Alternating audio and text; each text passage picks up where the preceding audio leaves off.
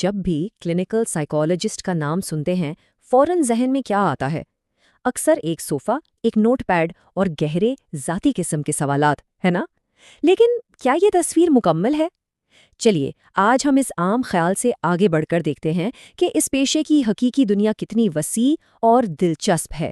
تو پھر سوال یہ ہے کہ ایک کلینکل سائیکالوجسٹ اصل میں کرتا کیا ہے؟ یہ جان کر شاید حیرانی ہو کہ ان کا کام صرف لوگوں کی باتیں سننے سے کہیں زیادہ گہرا اور پیچیدہ ہے۔ اور یہ جو تصویر ہے نا، جہاں ایک کلائنٹ صوفے پر لیٹا ہے اور ایک پر اسرار سا داڑھی والا تھراپسٹ پیچھے بیٹھ کر نوٹ پیڈ پر کچھ لکھ رہا ہے، یہ تصویر ہمارے ذہنوں میں فلموں اور کتابوں نے ہی بنائی ہے، لیکن آج اسی دقیانوسی تصور کو ہم چیلنج کرنے والے ہیں۔ تو چلیے شروع کرتے ہیں۔ سب سے پہلی بات، کلینکل سائیکالوجی صرف بات چیت کا نام نہیں ہے، یہ اس سے کہیں بڑھ کر ہے۔ اگر ہم اس کی ایک باقاعدہ تعریف دیکھیں تو یہ وہ پروفیشنل ہیں جو سائنسی اصول استعمال کرتے ہیں۔ کس لیے؟ ہمارے ذہنی، جذباتی اور رویوں کے مسائل کو سمجھنے کے لیے، ان کے بارے میں پیشن گوئی کرنے کے لیے اور انہیں حل کرنے کے لیے۔ آسان لفظوں میں کہیں تو وہ صرف سنتے نہیں بلکہ مسئلے کی جڑ تک جاتے ہیں۔ تو سوچنے کی بات ہے، ان کا کام اکثر ایک سائیکالوجیکل ڈیٹیکٹیو یعنی نفسیاتی جاسوس جیسا ہوتا ہے۔ مطلب علاج شروع کرنے سے پہلے انہیں سراغ لگانے پڑتے ہیں، اور اسی عمل کو کہتے ہیں اسیسمنٹ اور تشخیص۔ اور یہاں ایک بہت ہی بنیادی اصول ہے، علاج پہلا قدم نہیں ہے، پہلا قدم ہے سمجھنا۔ کوئی بھی مدد دینے سے پہلے ایک پوری گہرائی میں جا کے اسیسمنٹ کی جاتی ہے، بالکل ویسے ہی جیسے ایک ڈاکٹر علاج سے پہلے سارے ٹیسٹ کرواتا ہے۔ تو یہ جو جاسوسی کا عمل ہے، اس کے 3 اہم مراحل ہوتے ہیں۔ نمبر 1، معلومات اکٹھی کرنا۔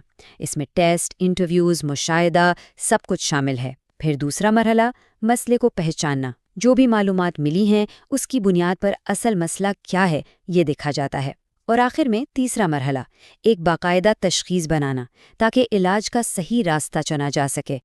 لیکن یہاں ایک چیز سمجھنا ضروری ہے، ہر پریشانی سائیکالوجیکل ڈس آرڈر نہیں ہوتی۔ اس کے لیے 3 سخت شرطیں ہیں۔ پہلی، کہ اس کی وجہ سے شدید تکلیف ہو یا روزمرہ کے کام میں رکاوٹ آئے۔ دوسری، کہ اس کی وجہ باہر کے حالات نہ ہوں بلکہ انسان کے اندر ہو۔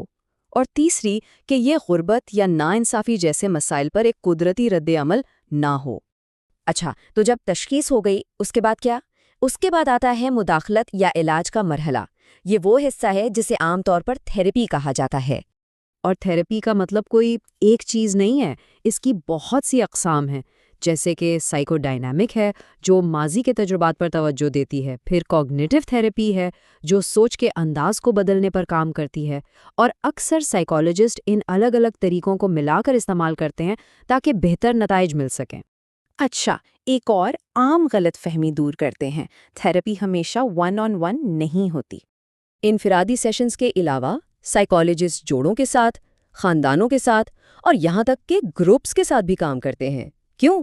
کیونکہ کبھی کبھی مسئلہ ایک فرد کا نہیں ہوتا بلکہ پورے فیملی سسٹم یا رشتوں کا ہوتا ہے، اور ہر صورتحال کے لیے ایک الگ حکمت عملی چاہیے ہوتی ہے۔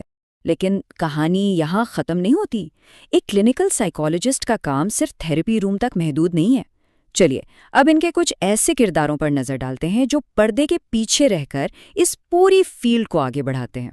اسے کلینکل سائیکالوجی کا پوشیدہ انجن سمجھ لیں۔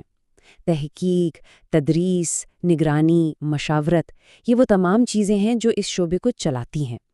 انہی کی وجہ سے یہ صرف ایک پریکٹس نہیں بلکہ ایک آگے بڑھتی ہوئی سائنس ہے۔ سب سے پہلے تحقیق، یہ بہت اہم ہے۔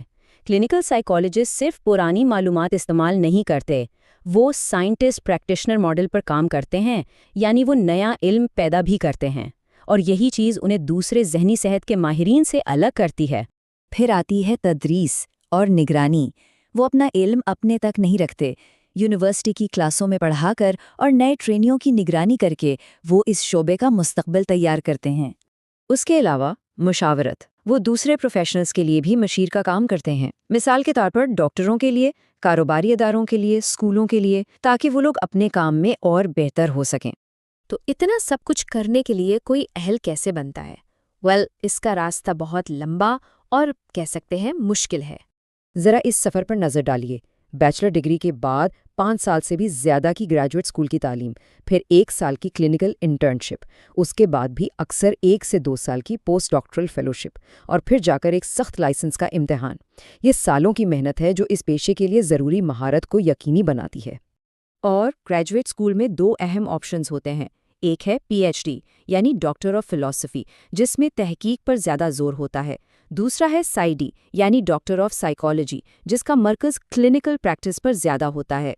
تو اس ٹریننگ میں ہوتا کیا ہے؟ صرف کتابیں نہیں پڑھنی ہوتی، جدید کورسز ہوتے ہیں، پھر پریکٹیکم ورک یعنی ماہرین کی نگرانی میں حقیقی کلائنٹس کے ساتھ کام کرنا، تحقیق کرنی ہوتی ہے، تھیسس اور ڈسرٹیشن لکھنا ہوتا ہے، اور آخر میں ایک کل وقتی انٹرنشپ، مطلب تھیوری اور عملی تجربہ دونوں کا گہرا امتزاج ہے۔ تو اس سب کا خلاصہ کیا ہے؟ یہ ایک ایسا پیشہ ہے جس کی بنیاد سائنس پر اور بہت ہی سخت زیر نگرانی تجربے پر رکھی گئی ہے۔ تو اس ساری محنت کا، اس تحقیق کا، اس تربیت کا اصل مقصد کیا ہے؟ یہ اقتباس اسے بہت خوبصورتی سے بتاتا ہے۔